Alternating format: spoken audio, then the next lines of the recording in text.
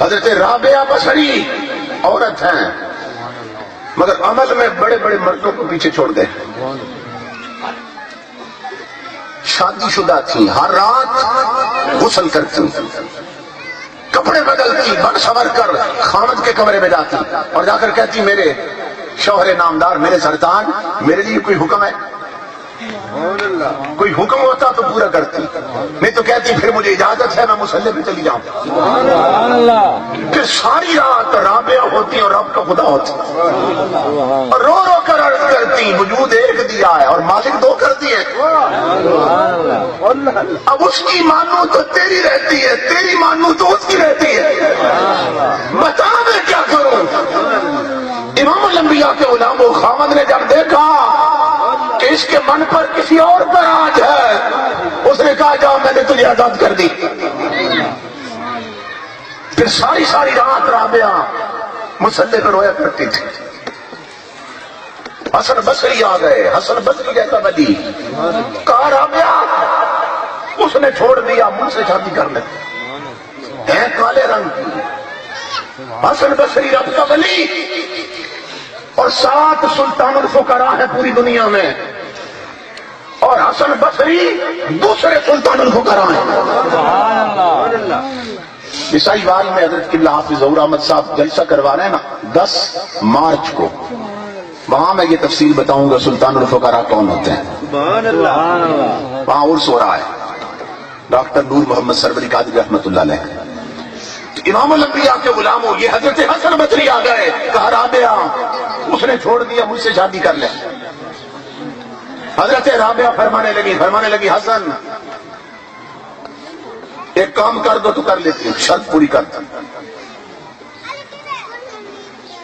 مجھے صرف اتنا بتا دو جب میں دنیا سے جاؤں گی تو ایمان لے جاؤں گی یا لٹا جاؤں گی.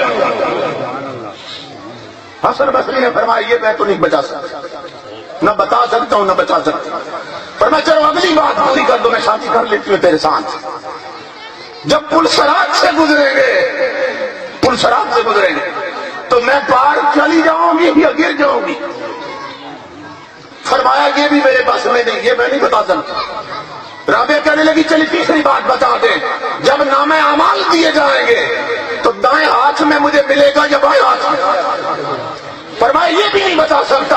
تو فرمایا حسن اپنا کام کر، جس کی راہ میں اتنی مشکل مرحلے ہوں اس کو تیری شادی میں کرے یا اپنے یار کو بنائے، تیرے ساتھ رشتہ کرے یا اپنے رب کے ساتھ رشتہ جوڑے. امام الانبیاء یہ بھی عورتیں تھیں، میری ماں بہنوں بیٹیوں. پھر ہر رات 500 رکعت نفل پڑھ کے سویا کرتی تھی، باقی نمازیں اس کے علاوہ تھی. 500 رکعت نفل پڑھ کے سویا کرتی. ایک دن گھر میں سوئی نا تو چور آ گیا. اس نے دیکھا دیوار سے چڑھا، بے اندر تو ہے ہی کچھ نہیں، ولی کے گھر میں کیا ہونا تھا. 2-4 برتن پڑے تھے، کپڑے 1-2 جوڑے پڑے تھے، وہ بھی ٹاکیاں لگے. دیکھ کر حیران ہو گیا، یہاں تو کچھ بھی نہیں. اس نے کہا چلو یہ جو ہے نا یہی لے چلتا ہوں. اس نے گچھڑی سی بنا لی، سارا سامان باندھ لیا. جب گچھڑی کو ہاتھ لگایا تو آنکھوں کا نور ختم ہو گیا. اس نے گھبرا کے نہ گچھڑی چھوڑ دی. پھر سوچنے لگا آنکھوں کا نور پھر سلامت ہو گیا کہ شاید مغالطہ لگا ہے مجھے، اندھیرا آ گیا. پھر گچھڑی کو ہاتھ لگایا، پھر نور ختم ہو گیا. حیران ہوتا ہے کہ گچھڑی کو ہاتھ لگاتا ہوں تو نور ختم ہو جاتا ہے اور چھوڑتا ہوں تو پھر آنکھیں سلامت ہو جاتی. امام الانبیاء کے غلام ہو، جب 3-4 بار ایسا کیا نا اس نے، حضرت رابعہ سو رہی ہے، اللہ کی آواز آ گئی. آسمانوں سے آواز آئی، اور نادان تو کیا سمجھتا ہے ایک یار سو گیا تو دوسرا بھی سو گیا؟ تو کیا سمجھتا رابعہ سو گئی تو میں بھی سو گیا؟ آواز آئی ہمیں اپنی عزت کی قسم، جب سے رابعہ میری بنی ہے وہ اس کے قریب شیطان نہیں پھٹک سکتا، تو کیا اس کا نقصان کر سکتا ہے؟ اور جب سے یہ میری بنی ہے رابعہ سوئی رہتی ہے، میں رابعہ کا پہرا دیتا رہتا ہوں. اب اسے پتا چلا کہ یہ تو رب کی ولیہ ہے جس کے ہاتھ ڈالا جھگے پہ. اب وہیں گچڑی چھوڑی اور مایوس ہو کے نکلنے لگا. آج کی رات تو ضائع ہو گئی. جب دروازے کے قریب پہنچا نا حضرت رابعہ نے کروٹ بدلی اور آواز دی, فرماؤ میرے بیٹا وہ خالی آیا تھا, خالی کیوں جاتا؟ لجپال ہوتے ہیں نا, کہ خالی آیا تھا خالی کیوں جاتا؟ پیچھے مڑ کے کہا بوڑھی تیرے گھر میں رکھا کیا ہے جو لے جاؤں؟ چور کہنے لگا. فرمایا ٹھیک کہہ رہے ہو, میرے گھر میں کچھ نہیں رکھا, لیکن وہ میرے بیٹا اگر پلٹا پیچھے آ میری بات سن, آج تجھے ایسا دروازہ دکھا دیتی, ایسا دروازہ جہاں سے تجھے ہر چیز ملتی رہے.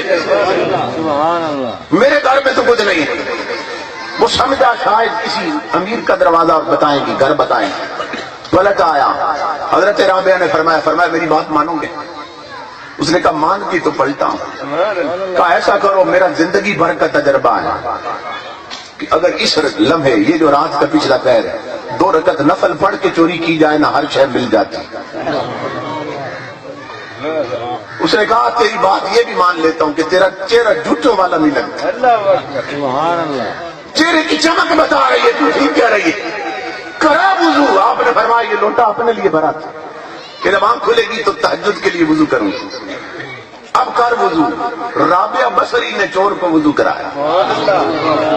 پوری بستی سو رہی ہے اور چور کو وضو کرا رہی ہے رابعہ, اور پچھلے پیر کا وقت, اور پیر بھی وہ آ پہنچا کہ جس پیر میں اللہ خود کہتا ہے میں پہلے آسمان پہ دکان کھول دیتا ہوں اور آواز دیتا ہوں آؤ آنے والوں, تمہارے آنے میں دیر ہوگی, میری عطا میں دیر نہیں ہوگی. رابعہ نے دیکھا وہ وقت بھی قریب آ رہا ہے, چور کو وضو کرایا. کہنے لگا اب کیا کروں؟ فرمایا ٹھہرو میں اپنی چادر بچھا لوں. چادر بچھائی. فرمایا 2 رکعت صلاۃ التوبہ کی نیت کرو, 2 نفلوں کی نیت کرو. توبہ کے دور پہ نفلوں کی نیت کرائی, ہاتھ بدوا دیے. چور رکوع میں گیا, رابعہ اٹھ کے بیٹھ گئی. وہ سجدے میں گیا, رابعہ نے اوپر دیکھا, عرض کی رب مصطفیٰ میرے جھگی کی طرف دیکھ, یہاں تک لانا میرا کام تھا, اب آگے پہنچانا تیرا کام ہے. جو میں کر سکتی تھی میں نے کیا, جو تو کر سکتا اب تو بھی کرنا. آواز آنے لگی رابعہ ہمیں تیری محبت کی قسم, آنسو صاف کر لے. جب تیرے بھرے ہوئے پانی کے ساتھ یہ اپنا منہ دھو رہا تھا, میں آب کوثر کے ساتھ اس کا دل دھو رہا تھا.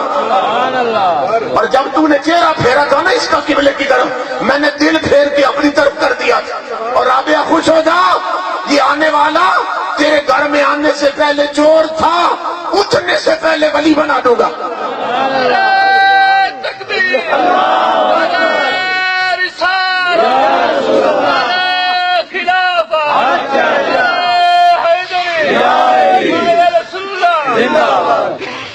میری ماں بہنوں بیٹیوں, کبھی تمہارا کردار یہ تھا کہ تمہارے گھروں میں آنے والے چور بھی رب کے ولی بن کے جاتے ہیں, اور آج خود تم نمازوں کی چور ہو گئی, نمازوں کی چوری کرتی ہو, ٹی وی پر ڈرامے تکتے رہنا, گلے کرنا, غیبت کرنا, گپے لگاتے رہنا, اور نمازیں چھوڑ دینا. خود تم شریعت کی چور ہو گئی. اپنا مقام پہچانو, مصلی آباد کرو, پیشانیوں کو سجدوں کا نور دو, زبانوں کو تلاوت قرآن کی لذت سکھاؤ کہ اس راستے کی چاشنی ایک بار نصیب ہو جائے, بندہ دنیا کی ہر